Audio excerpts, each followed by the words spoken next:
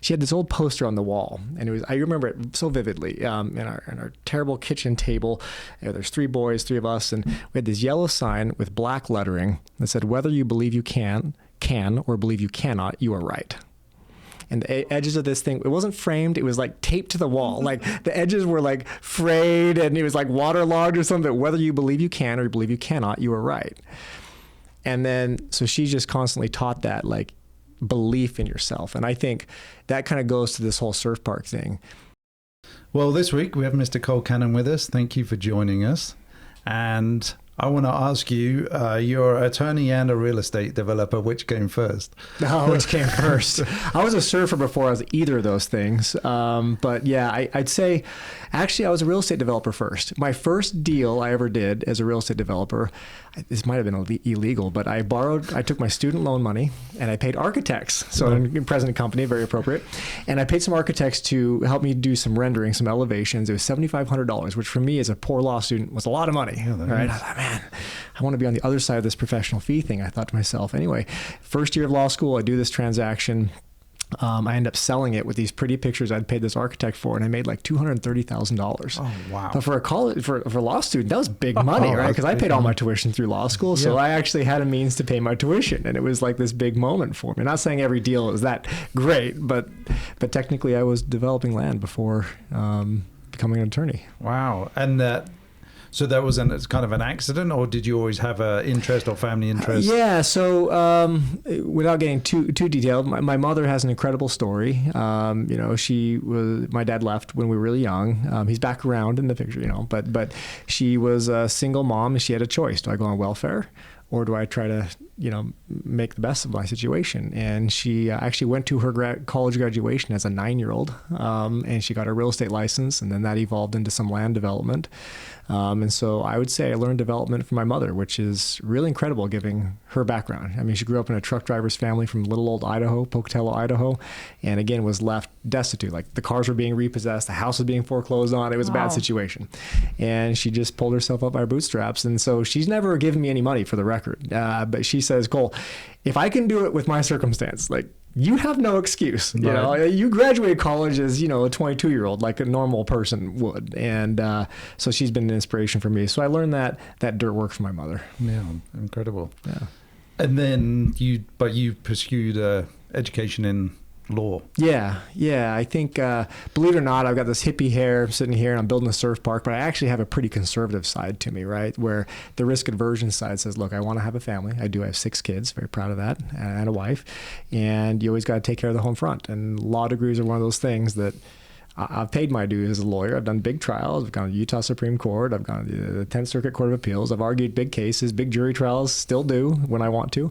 And that's a nice fallback. That's the conservative side of me. But it also certainly makes you, it weaponizes you a little bit as a developer. We deal with multiple layers of bureaucracy, multiple layers of land use and contract review and construction disputes, or just construction administration. It's just law degrees are helpful. So, yeah, pretty amazing. I mean, typically your 2 careers are what one somebody would pick one normally, but you've gone down the rabbit hole of 2. They call them unicorns in the law because what happens is you spend all this money going to law school and get this professional degree, and then you go get a big job at a big firm, and you make really good money. It's a really great way to get rich. Maybe not wealthy, but rich. You know what I'm talking about? You buy a nice car, you go to the opera on Friday nights, like you're rich. You can go eat sushi whenever you want. Yeah. But to really escape the law, they call them unicorns because it's pretty rare, because it takes a strong personality to walk away from $500 an hour to go pursue whatever other dream you've got out there. And so it's very rare. And I'm happy to say I'm almost a unicorn. I'm like a unicorn with a horn, but no wings yet. Like I'm just trying to turn that corner. Oh, that's funny. I love that analogy. Yeah. That's very cool. So the other big thing we know about you is your fitness and your health. So completed Ironmans? I have completed Ironmans. I've got 2 this summer coming up. 2 in one summer. Yeah, Coeur d'Alene is next month, and I'm doing Cervia, Italy, which is just about 2 hours south of Venice. I'm doing that in September. And how many have you done already? I've done 7. 7? Yeah. Over what kind of time period? 3 years. So I actually thought, so I really don't like riding the bike. People say, "What in the world was you Ironman?" And so I actually broke my neck lifting weights, and you can see I got a scar here. I got a disc replacement there, and I went to the doctor and said, "Well, gosh, I try to work out every single day. What am I going to do?" He said, "Well, you can only do 3 things. You can run, bike, and swim." That was it. For next year, that's what you're doing, and that's how I got in Ironmans, because that was my only choice out of necessity. And it started with swimming because it was the easiest on the neck, and you start building a passion for it, and like most good sports, the actual race itself is just the parade. The real work comes in the training. And I have my trainer set up right in my living room. And I love the fact that of anything about Ironmans, my kids get to see me train. I mean, just buckets of sweat. I go 7 hours in the morning. I start at 4 in the morning, go till noon or whatever on a Saturday. And my kids, I'm right there in the living room. They're practicing their piano and they're seeing dad put in the work. Because I don't ever want to be that dad that's like, I want to show, not tell. And they can't argue with me that I don't put in the work when it comes to Ironman stuff. And so, when I got home for my first one, my son comes up to me and says, "Dad, did you win?" I said, "Son, I got 612th place. Can you believe it?" And he just like pauses in this moment, like, "Well, my dad's a failure." Like, son, it's not about winning these races. It's a personal endeavor. It really it has nothing to do just with the training in itself. We watched one friend in England doing an Ironman, and just the training beforehand, and then going there, and we were sitting in a cafe for hours, like waiting until he would come round on his bike suddenly, and then it's incredible. I mean, I've never done anything remotely like it, but knowing what it takes to get there is incredible. Well, it's a journey, and by the way, you guys have your own journey. The reason we're sitting here is because you're the most brilliant, stylized architects I know. Like a power couple, pretty rare to have like this combination sitting in front of me, and I'm just grateful to have. I mean, however your journey led to where we are today, your portfolio is so impressive that I'm just really proud to have you as part of the project. I brag about you guys all the time, right? Like having you guys develop the Cannon Beach Hotel, which I do believe will be the nicest hotel in the Southeast Valley. So even though you say I've never done anything remotely as difficult, I would step that down and they say you've done plenty that's noteworthy. It's just not Ironmans. Yeah, not Ironmans. What was interesting when you were saying about, so you train and your kids see you train, which also means you spend time with them, and I feel like it shows them really what hard work and effort gets you in life.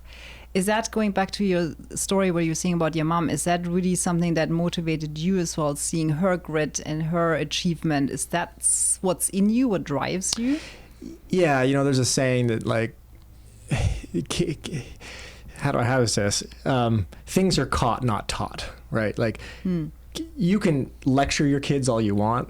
You can give them stern talking tos. You can tell them, when I was a kid, I didn't make that mistake, or I did make that mistake and you shouldn't. But the reality is kids catch things much more than they can be taught things. And so kids are usually, at least in my experience, are visual learners. And so showing them, taking them to the surf park, they've ridden on the bulldozers, they live on the excavators with me, and they love it, right? That's like playtime for them. But they've seen me operate the big equipment. They see me work those really late night hours. I've had my 13-year-old sit and do Excel sheets with me for 5 hours straight because I wanted her to see the mechanics of this process. So yeah, that is a big part of it. And certainly seeing my mother, right? She didn't have to tell me a whole lot. I saw it. Right? Like this woman, just again, from her circumstance and what she was able to accomplish, she had this old poster on the wall, and I remember it so vividly, in our terrible kitchen table. There's 3 boys, 3 of us, and we had this yellow sign with black lettering that said, "Whether you believe you can, or believe you cannot, you are right." And the edges of this thing, it wasn't framed, it was like taped to the wall. Like the edges were like frayed and it was like waterlogged or something. Whether you believe you can or you believe you cannot, you are right. And then, so she just constantly taught that like belief in yourself. And I think that kind of goes to this whole surf park thing. We all love our spouses. We all love our kids. We love, because we're supposed to. We love our family. This is the debate I have with my little kids. Hey, tell your brother you love him. I love you, to my little kids when they're fighting with each other. But I don't like him, Dad, says they. And so out of mandatory obligation, we love the people that are our family. But do you really believe in them? And the belief in your kids, the belief in yourself is the thing that true leadership is. That's the thing that will motivate people to really fulfill their full potential. And so, yes, I'm constantly trying. I'm probably falling short all over the place, but telling my kids that, look, what Dad's accomplished, because they see this big surf park and they think this is just so massive. I said, it's nothing compared to what you're going to accomplish, what you can do is like the volumes. I can't wait to watch your story unfold if I'm that lucky to see it. So yeah, I try to, we all collectively try to inspire belief in our kids and our employees too, by the way. Very few employees currently, but there's going to be a lot more. Yeah, there Yeah, are. it's going to take a team. Yeah. And before we dive into the surf park in a bit more detail, you do so much from what I see from the outside. How do you stay motivated? Where do you find the time? Well, so coal time is only between 5:15 a.m. and 6:45. That's literally the only time I find for myself. And I'm not a pity case here. That's how I've designed my life. I'm the author of my life. I own it. I'm happy about it. But that's my time to get up and train early.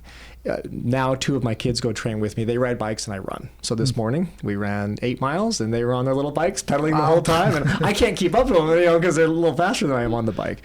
So for starters, I've decided, and I don't feel bad about it, but that's my time that I have between that 5:15 a.m.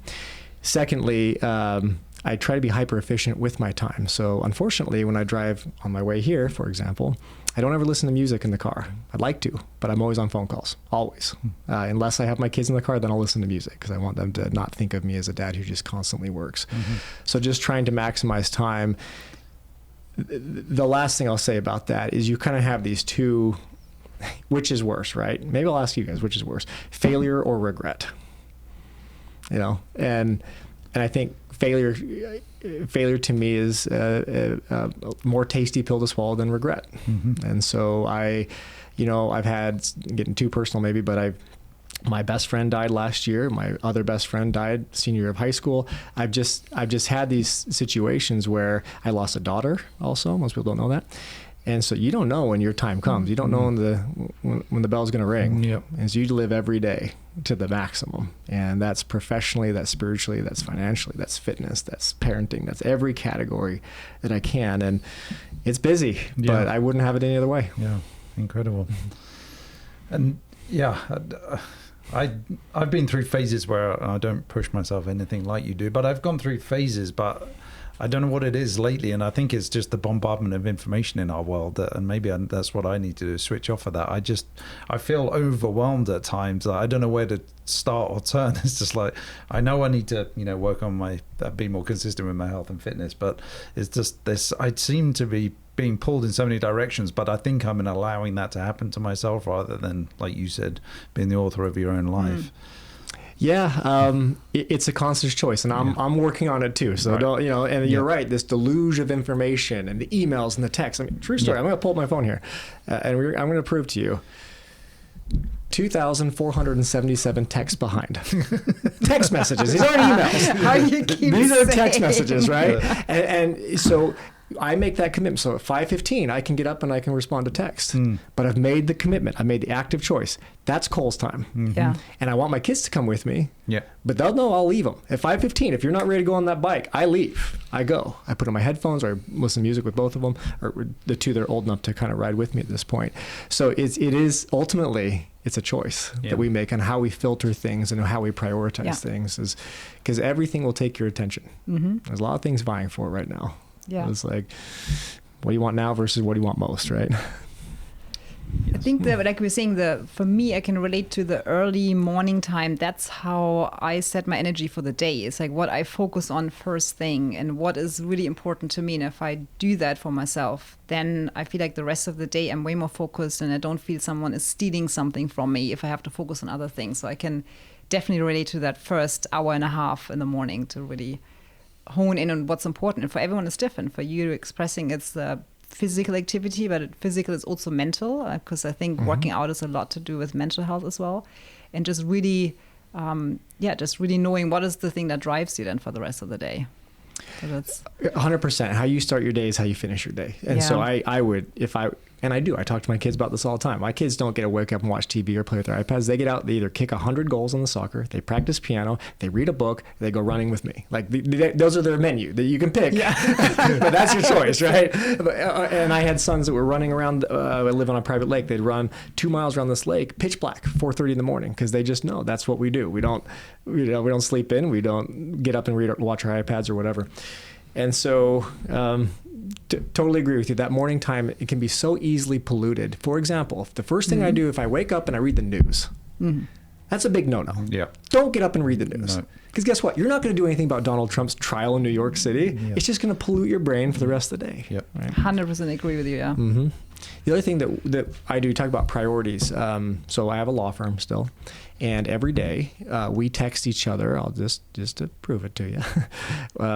We text each other. Well, I can't find the text this morning. Oh, there it is. We text each other the top 4 things that we're going to do that day. So there's my 4. Mm-hmm. And there you are. Number 2, podcast. Oh, there you go. And these are my 4 critical tasks that I will only work on something else if I have these things done. Mm-hmm. Yeah. And it sets my mind the very first of the day. It sets the stage that these are my priorities because I'm the author, not you. I've heard a quote that responding to people's emails when they send them is like letting somebody else set your agenda for the day. No, you're absolutely right. Yeah. Yeah.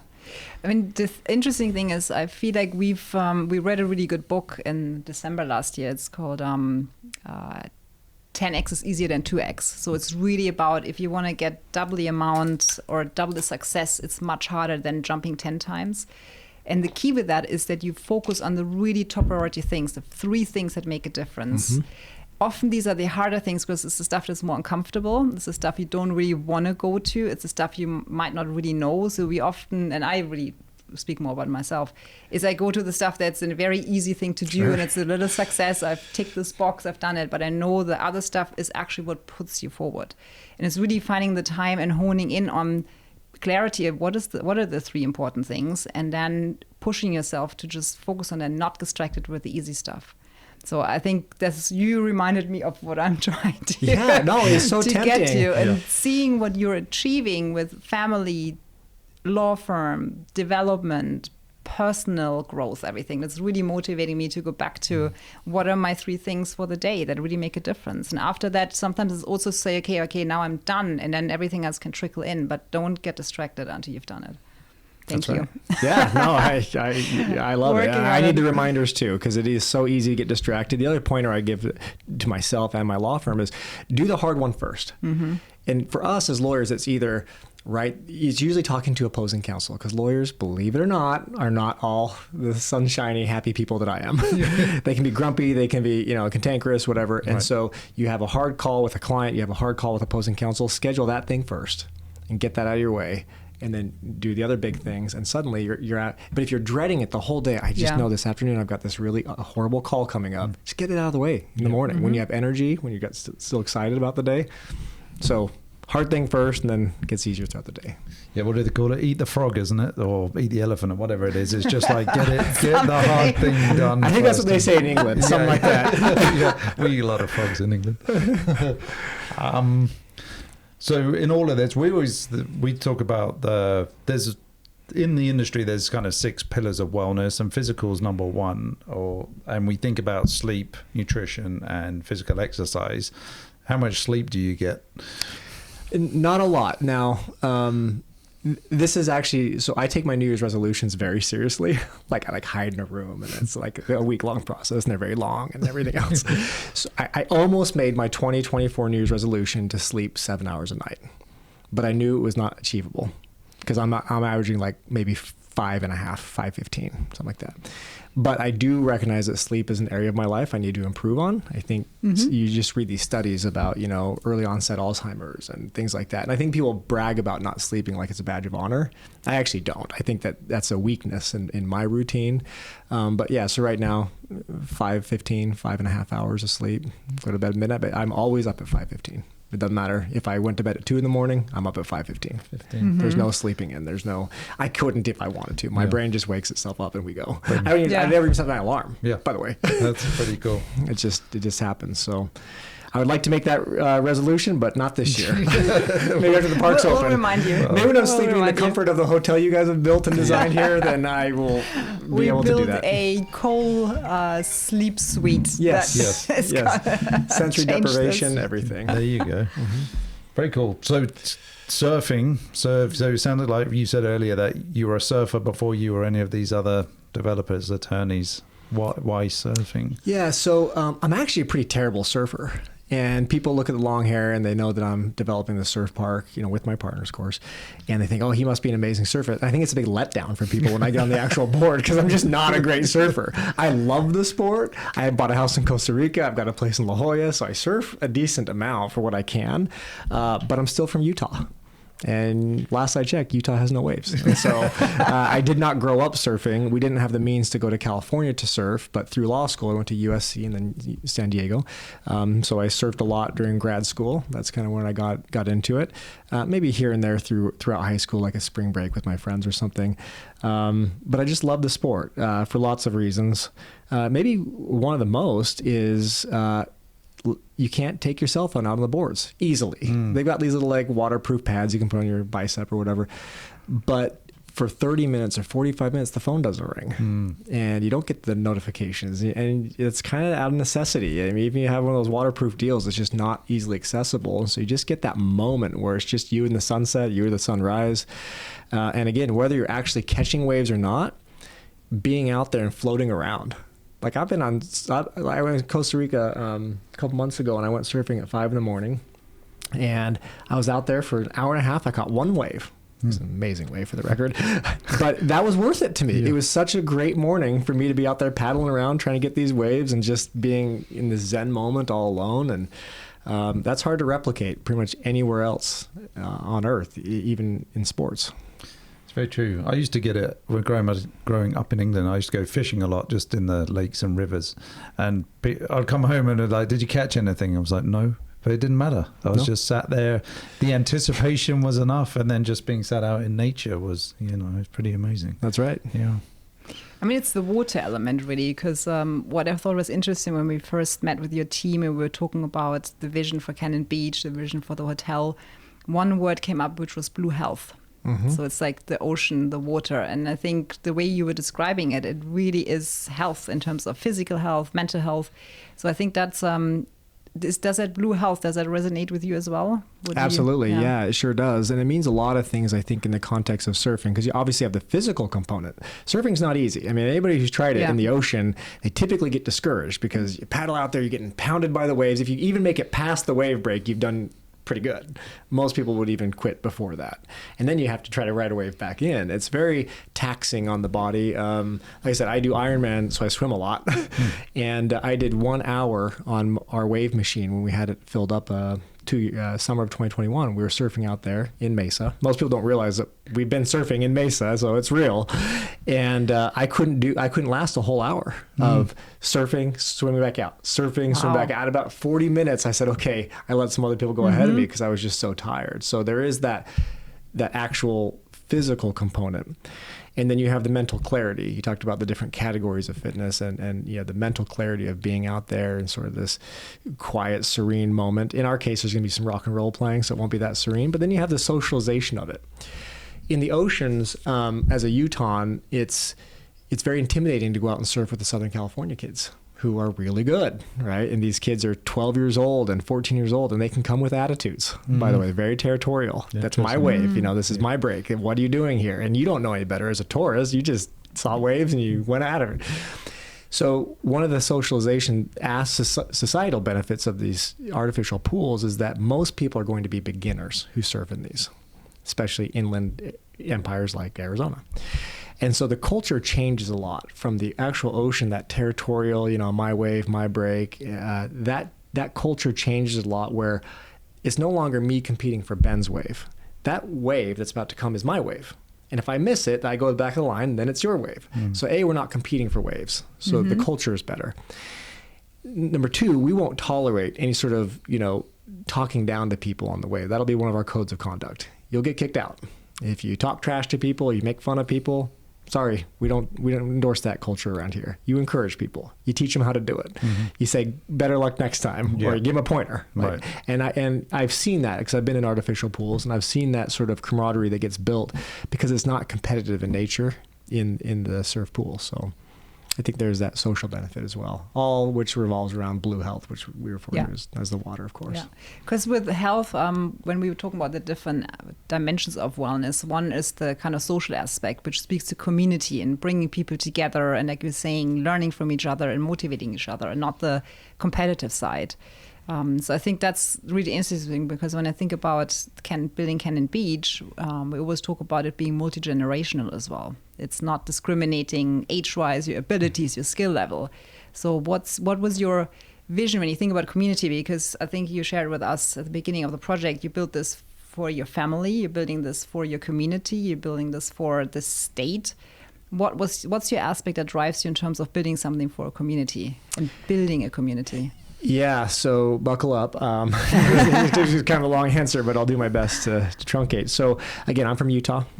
Moved my family down here. My wife was over the winter time in Utah. She said, we're getting out of here. I said, where are we going? Going to Arizona. And I thought I tricked her because I said, okay, I'll buy a house in Arizona. I'll relocate our whole family there if you can find us a house on water. I'm thinking to myself, surely, I've never been to Arizona before at that time. Surely she won't find a house on a body of water. Yeah. So she does. She finds this house on a private water ski lake. And so we buy this house sight unseen, because I'm a man of water, and I made her a deal. So we buy this house and move down here. And in the Southeast Valley, I quickly learned with all my kids, which are now ages 13 down to 4, there was nothing for us to do in close proximity. I found myself driving 30 minutes away from our house to go to Chandler to go find something to do. So this has got to change. So the initial impetus was, well, I'm a real estate developer. Let's build something entertainment-wise. And I always liked water features, because who doesn't like water, right? And I'd also recently come off of developing 2 water ski lakes in Montana that was very successful with 58 homes around it. So I kind of had some experience in the water world. Then we had a peanut butter and chocolate moment where I was playing basketball with Matt Gunn, who you've met. And he had been developing the surf technology for some years. He just didn't have the capital, and it wasn't totally refined yet. And I said, well, I'm thinking about building this big entertainment thing, something that my family can enjoy. So here's the easiest part about my job. Designing this project, it's been an immense amount of thought, but I just think to myself, what fits my family? And here's why. I've got a wife who will love the beach, but will never surf. And that's great. That's who she is. And there's, you ask 10 people in a room, do you all like the beach? 10 hands go up. If I ask those same 10 people, how many of you like surfing? Maybe 1 hand goes up. But if you ask people, why do you like the beach? It could be reading a book, watching surfers, building a sandcastle, playing with my kids, flying a kite, playing volleyball, whatever it is. Yeah. We all have different things that attract us to the beach, and surfing is one component. That's why, for me anyway, yes, we have Revel Surf, but Cannon Beach is the beach, which everybody likes. You talk about community. It's like, what are the 2 things that the young child and the elderly folks can do? They can play pickleball or they can go to the beach. Those are the 2 sports that everybody can agree on. Doesn't matter what your age is they're all going to have a good time. So we're trying to build this beach.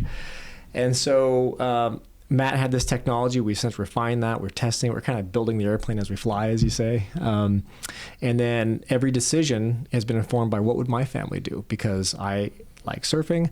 My kids are kind of adrenaline junkies, but I have little kids. Let me paint the picture of what is sort of, hope I can say hell on your show, because I'm going to say it. So 5 years ago, I swore off, for confidentiality, I'll call it Disney W or D World. Just keep it all confidential here. We went there in Florida. You pay like $100 and whatever per kid.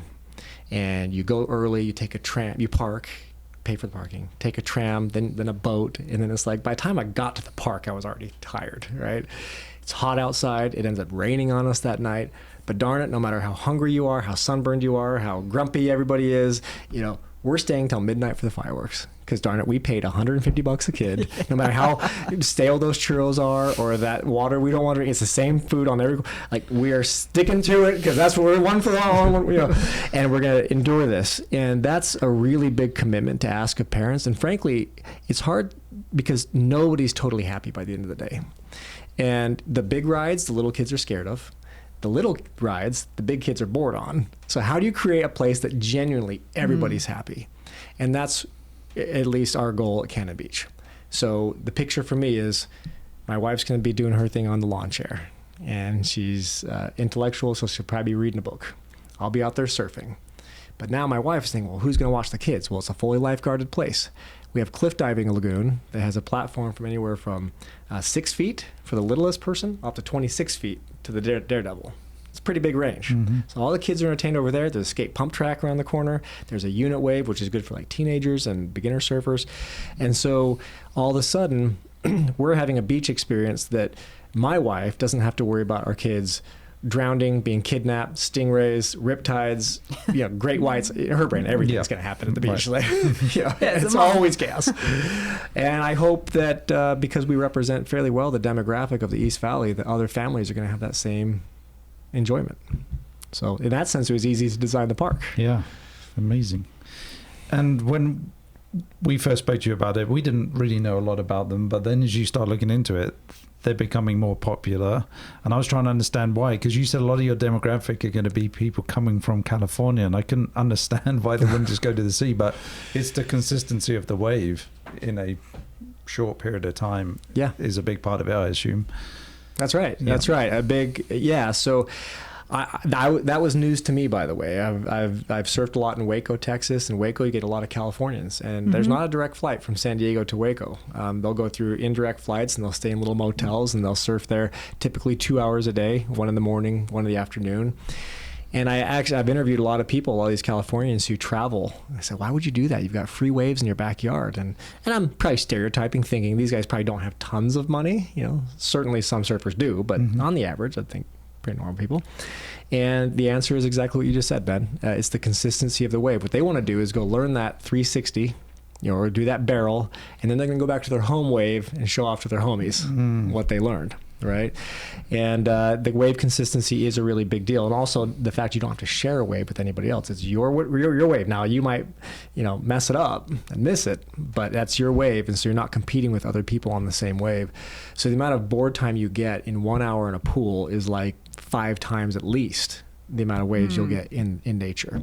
Because in nature, you have to wait for the swell to come in. Right. And Mother Nature makes the best waves, no questions asked.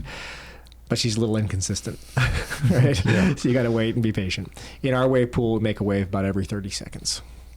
And the wave is pretty darn good. Yeah. So tell us about the wave, the technology, how big the waves are, double breaker, I believe. Yeah, so it's called an A-frame wave. So what that means is you have 21 paddles, hydraulically powered paddles in the back that propagate about 80,000 pounds of water each paddle, and they push it down what's called an A-frame wave, so it creates a right and a left break at the same time. So traditionally, your goofy footers are going to go left, front side, and then your regular footers are going to go front side, right, to the right. And so how it works is you have 10 people in the lineup on each side, and so here goes wave number 1, surfer number 1. They both surf right and left, and then they swim back out. They're back in line. By the time they get back in line, they'll probably wait for about 2.5 minutes till they're up again. So you're not sitting a lot, is the point. The wave technology, like I said, Matt Gunn is a guy, he's my business partner. I met him developing this wave tech. It's pretty funny. The first one we built shipped to his backyard, and he flooded his neighbor's backyard twice. So his neighbor doesn't really talk to him that a whole lot anymore. The neighbor's going to get unlimited access. He might deserve it, yeah. I've got these videos of our kids jumping around this little 1:8 model that's basically the size of a garage, maybe, building it there. We're very proud of what we built. It's not the biggest wave in the industry. Our pool is actually relatively small compared to most. So our pool is only 2 acres of surface water area, which means you have about a 9 to 11 second ride on the actual wave. You might think that's pretty short, but it's about 60 yards is what you'll ride on the board. And in nature, my poor wife, she puts up with a lot, but I made her in January go sit on the pier of Huntington Beach with me. I bought her an ice cream, so I'm not a total monster. And I said, honey, we're going to sit here for the next hour, and we're going to time surfers to see how long they're on the wave. Okay. So we did. What would you guess the average surf length is in Southern California? Yeah. Oh.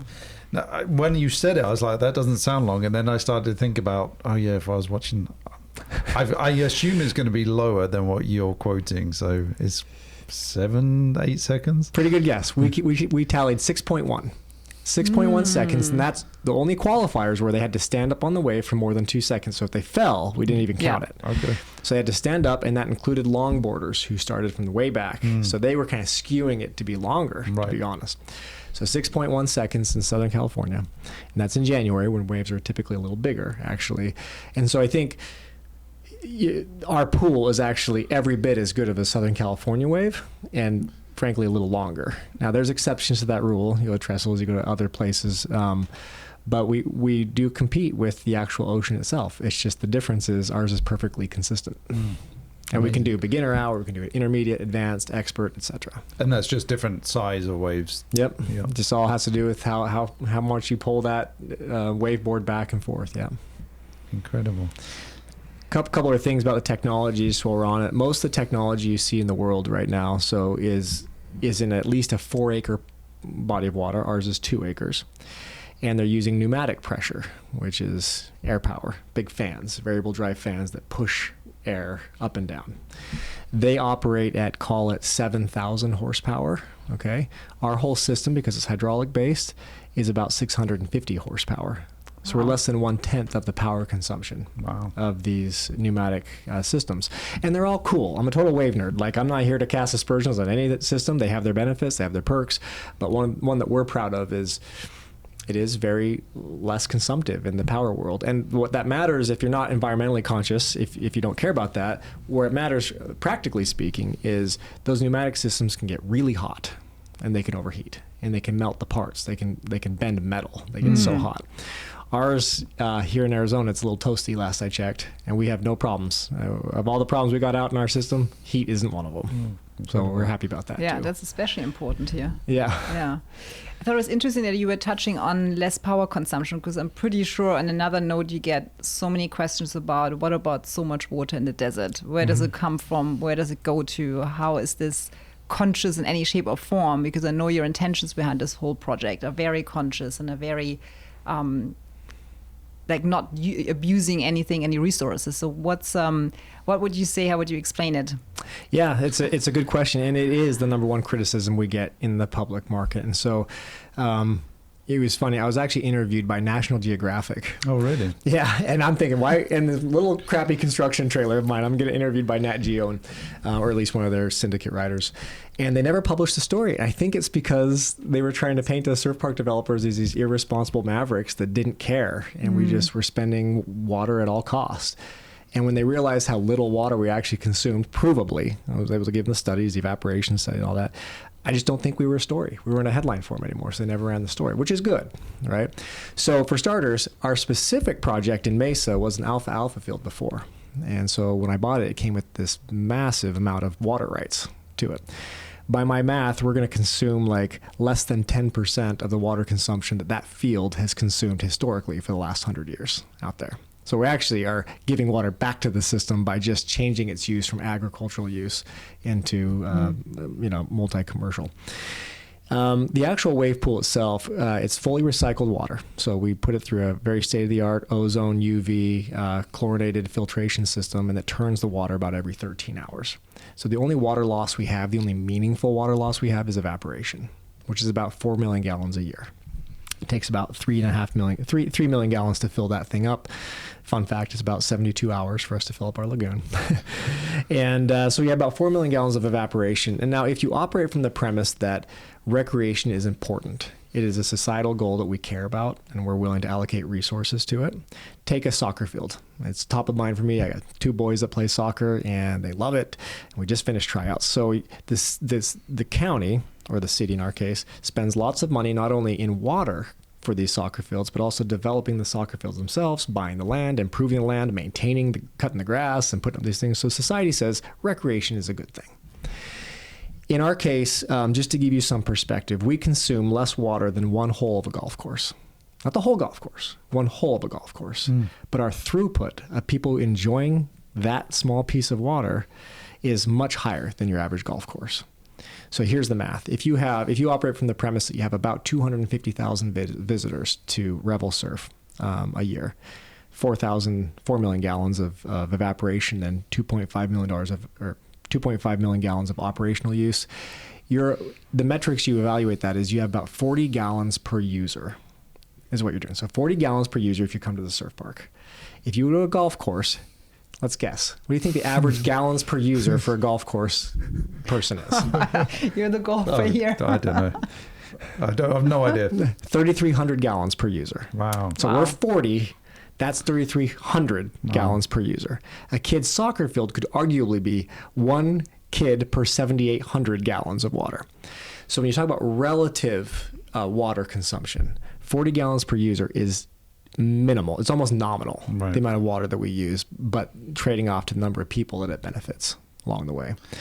So I don't think it's actually a very fair criticism of us, to be honest. And I understand the need to be sensitive to and be water conscious, and we tried doing what we can to conserve our water and reuse our water and all that. We don't want to waste water either, but ultimately it's a decision we make as a society. And we've also offset a lot of that, by the way, through doing a lot of xeriscaping, a lot of landscaping around our development.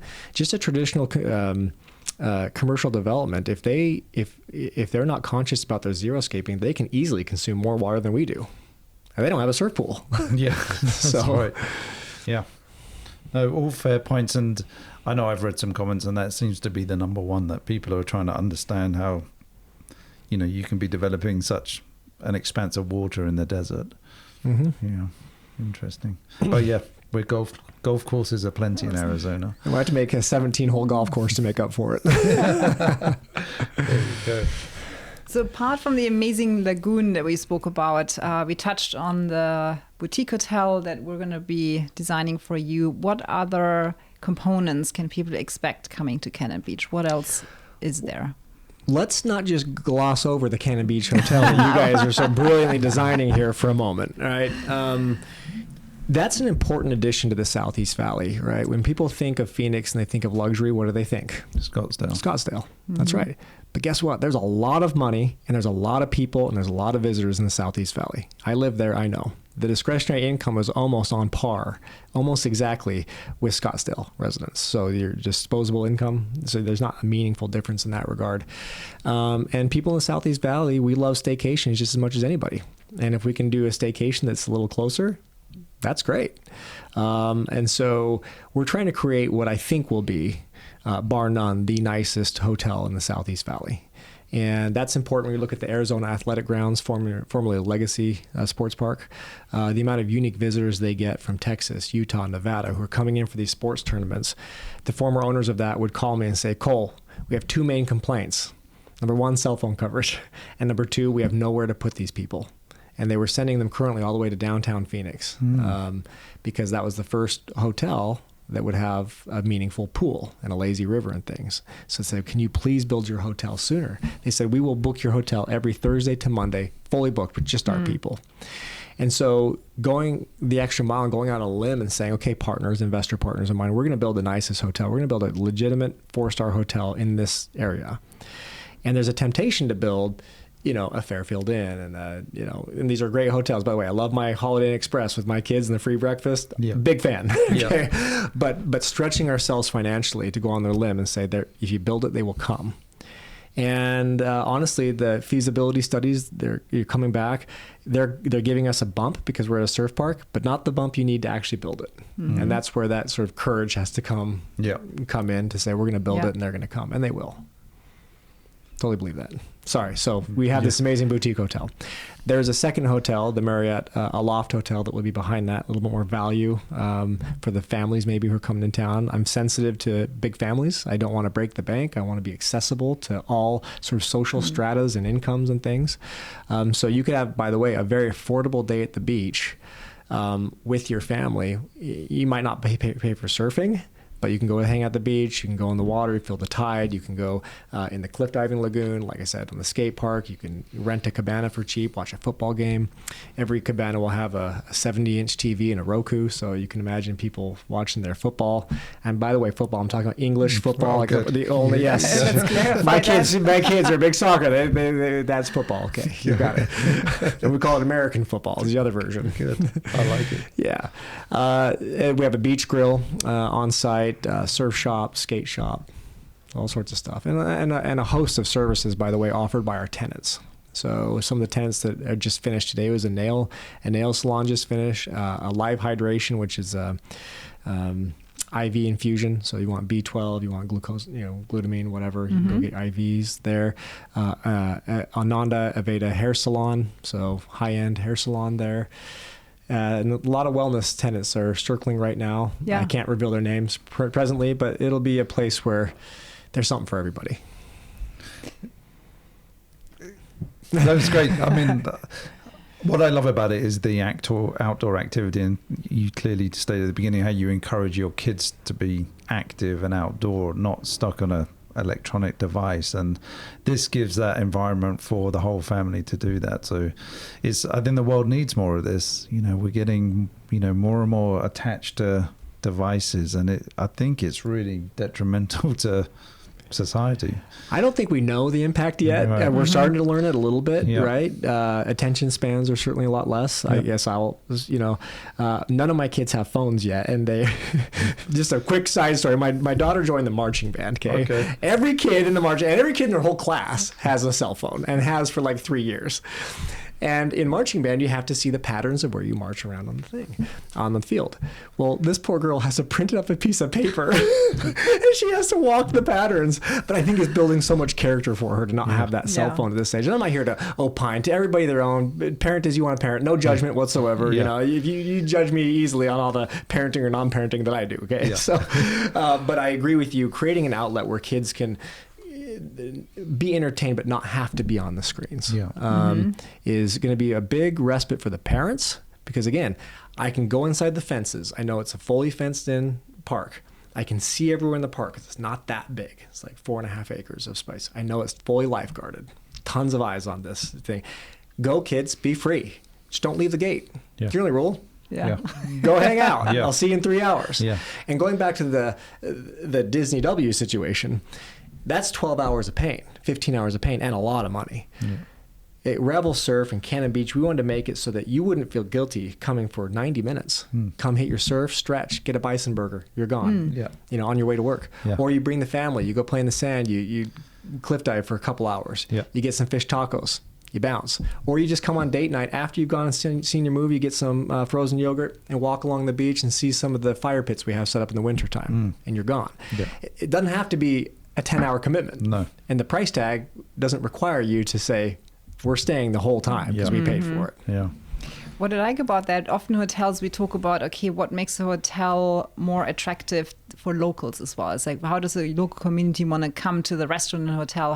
Doesn't it just feel like it's someone visiting and it's not a place that has real heart and kind of a social character to it?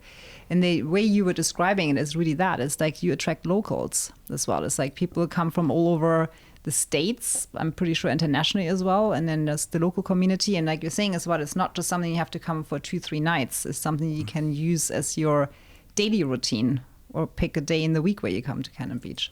Yeah. So that's And you guys have done a brilliant job. Specifically, I'm going to give Anissa the credit on this one. Just the color palettes and the sort of connecting the ocean of, it's like if California and Arizona had a baby. Right.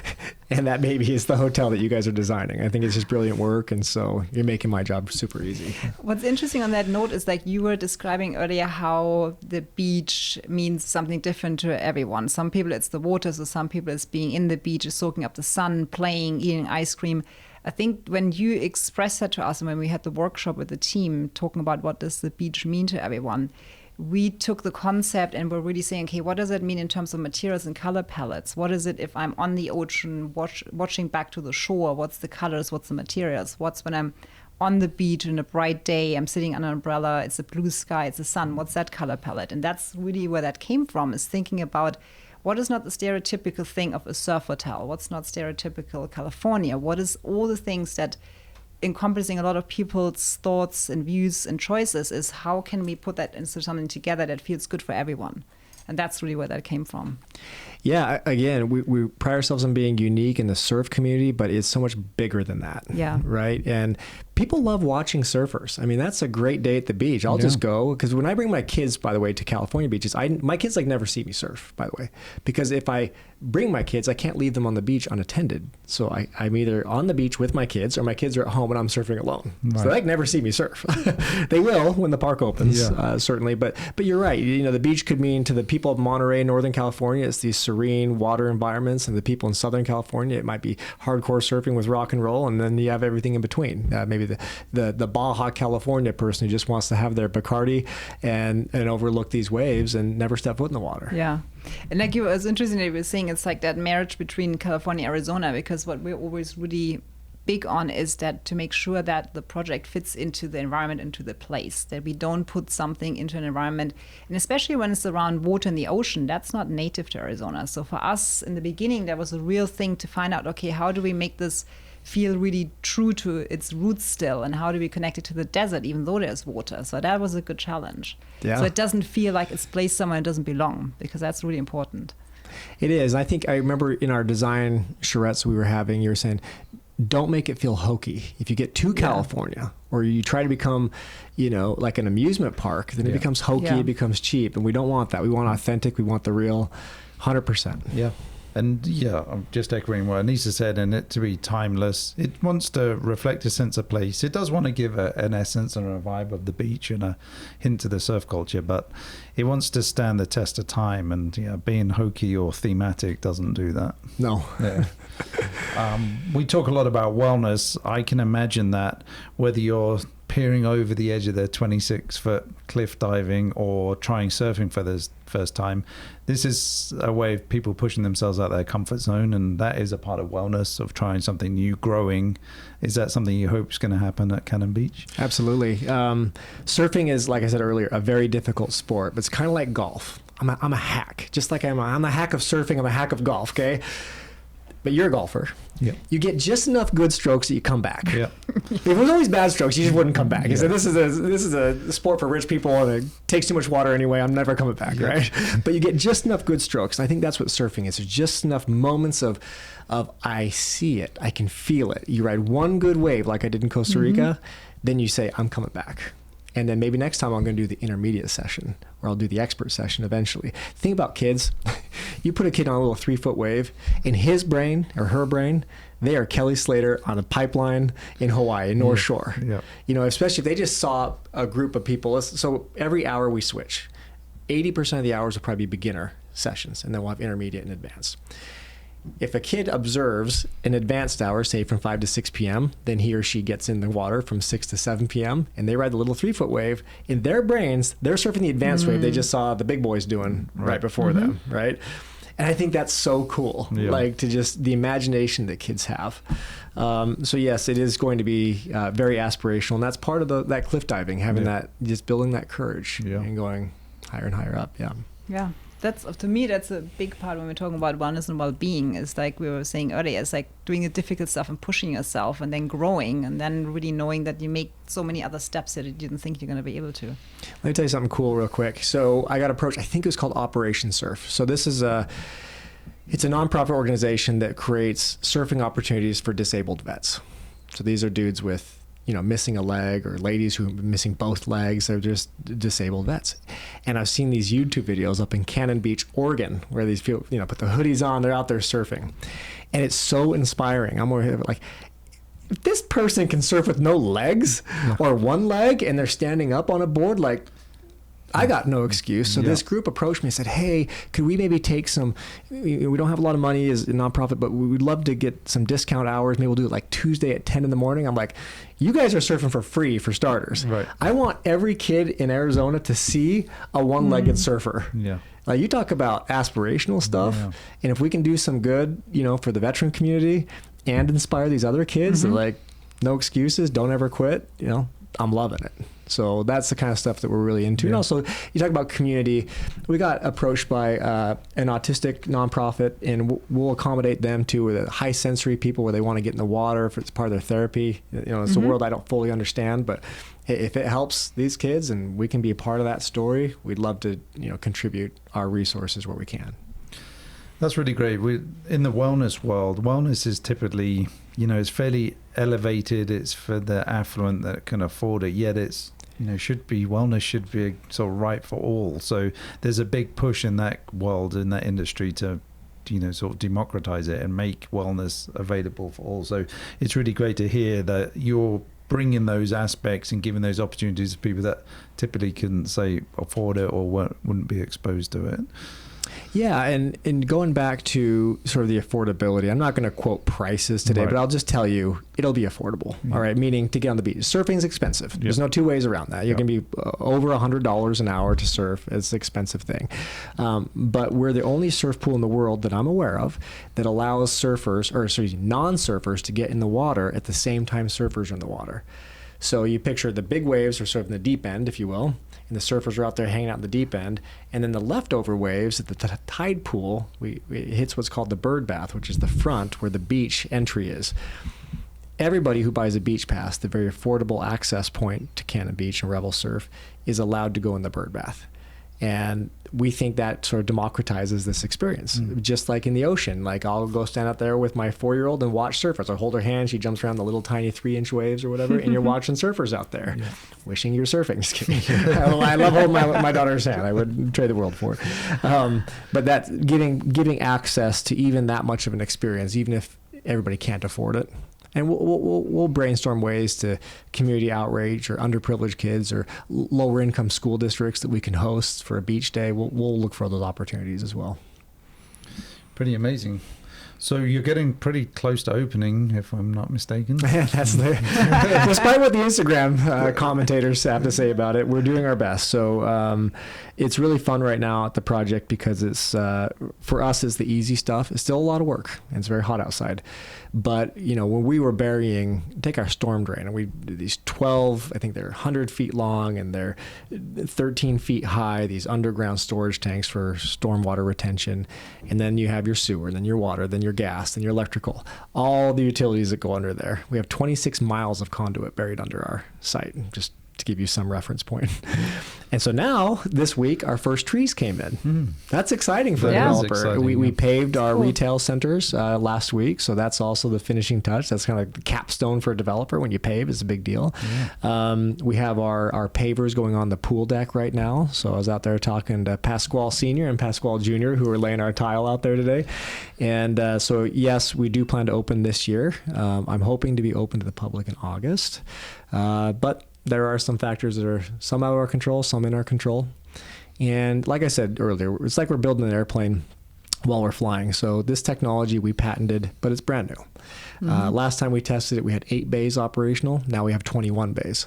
So it's like we built this big monster of a machine, a big instrument, and we're learning how to play it. So last time we were surfing in 2021, we were out there like, okay, let's stagger, fire number 1 at 0 seconds, number 2 at 0.1 seconds, number 2 at 0.3, and so forth. We pushed that wave, and that wave sucked. Okay, do it this way. And that wave's perfect. Call that the coal number 3. Or call that the mat number 4. So we're programming and profiling all these waves, and that's what we need to do, because you can imagine a 16-year-old lifeguard. I want that lifeguard to have 3 buttons: beginner, intermediate, expert, right? That they're going to hit, and we want those waves to be perfect. So it's again learning how to play that big instrument we built. Wow, yeah. I haven't even really thought about it in that detail, to be honest. What it takes on the back end to program. Yeah, we'll be surfing, though, for sure, very soon. And we're going to invite a lot of the tenants and their families. You folks are going to come out and surf and get you both on boards. It's going to be great. I don't think I ever tried it. It's like you were saying, coming from Utah, like I'm from Germany, and it's not like you can't surf in Germany, but it's not really natural. And the first time I came to America, and when it was in California, I was like 7 or 8 years old, and I saw the beach, and I always felt like, that's me. I'm a surfer. I'm a surf girl. Never tried it. So it's time. I had to wait to be in my 40s Perfect. for a wave to come to Arizona to try it. In Arizona, who would have thought? And I think that's an inspiration to everybody listening that you're not too old to start. Yeah. And I think a lot of us had dreams. You see these movies and these cool shots. Like, I want to be a surfer. Who doesn't want to be a surfer? Surfers are cool. I love that idea. I actually, we call it a stag do in England, but my bachelor party, we went to Biarritz in France, which is there's a decent surf wave for Europe, which there aren't that many. And we all slightly hungover, I have to admit. The guys went out and tried it, and it's hard. It is tough. You have to persevere, and that's why I can imagine you take a 1 trip a year to California, you're not really going to get very far. No. It's that repetition. As I say, I play golf. It's the practice that gets you, moving along. So I'm excited to try it. Yeah, me too. Well, surfing is an Olympic sport now. And I predict, and I have some people in the industry that don't like this comment, but I stand by it. My prediction is that all the podium people, the gold, medal, silver, bronze, gold, silver, and bronze, are all going to come from artificial pools in 10 years from now. That's my thesis. Yeah. I think that you're going to get people from, little old Mesa, Arizona, who are going to stand on the podium, win a gold medal in the Olympics. Yeah, actually, I can see it. Yeah, very cool. It's amazing. So when it's all built and Cole is sitting on the lounge chair at the beach, is Cole gonna relax and not do anything else? That wouldn't be relaxing for me. that's- Yeah, that wouldn't be relaxing for me. I just maybe wired a little different. So our plan is to build 9 more of these. So that's as far as my vision can see right now. I want to build 10 parks, just like this one, maybe different, picking up the local flair like you're talking about, whether it's the food and the tenants or the sea touch feel of the hotel. But 9 more versions of this. The next one will be in Texas. We'll do a big announcement on where in Texas here soon. Cool. But we're really excited about that. And then probably Florida. Florida's got a ton of surfers, but really unpredictable waves unless there's a hurricane. So we do have pretty big aspirations for taking this project to a lot of inland communities. The thing that's tricky for me is figuring out how to crack the code for the cold weather environments. Because those folks, like my native people in Utah, they need surfing too, right? Yeah. And I just haven't been able to crack the code on getting rid of the $25 million retractable roof yet. But I have some ideas. Oh, yeah, very cool. Yeah. Very cool.